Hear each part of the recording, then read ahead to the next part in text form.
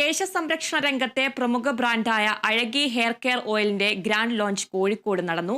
Cinema താരം Anu Sithara launching നിർവഹിച്ചു. കേശസംരക്ഷണ രംഗത്ത് പാരമ്പര്യ തനിമയുടെ മികവിൽ പ്രവർത്തിക്കുന്ന ബ്രാൻഡാണ് അഴകി ഹെയർ കെയർ ഓയിൽ. മുടിയെ സ്വാഭാവികമായി പുനരുജ്ജീവിപ്പിക്കാനും പോഷിപ്പിക്കാനും വേണ്ടി രൂപകൽപ്പന ചെയ്ത പ്രീമിയം ഹെയർ ഫോർമുലേഷനാണ് അഴകിയുടേതെന്ന് നിർമ്മാതാക്കൾ വ്യക്തമാക്കുന്നു. അഴകിയുടെ ഹെയർ ബട്ടറും അഴകി ഹെർബൽ ഷാമ്പുവും ഇതോടൊപ്പം ലോഞ്ച് ചെയ്തു. അഴകിയുടെ ഉൽപ്പന്നങ്ങൾ ഉപയോഗിച്ച് ഗുണമേന്മയേറിയതാണ് എന്ന് ഉറപ്പാക്കിയ ശേഷമാണ് താൻ ബ്രാൻഡ് അംബാസിഡർ ആയതെന്ന് ചലച്ചിത്ര താരം അനു സിത്താര പറഞ്ഞു. ഉമ്മയാണ് ഈ ഹെയർ ഓയിലിനെ കുറിച്ച് കൂടുതലായിട്ട് സംസാരിച്ചത്.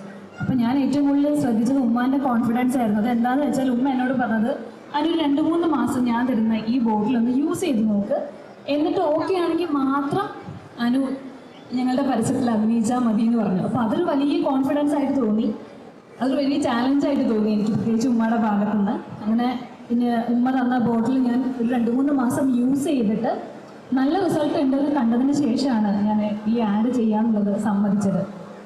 അഴകി ഹെയർ കെയർ ഓയിൽ തന്റെ ജീവിതത്തിൽ ഗുണം ചെയ്തതിന്റെ ഓർമ്മകൾ ചലച്ചിത്ര താരം നിർമ്മൽ പാലാഴി പങ്കുവച്ചു.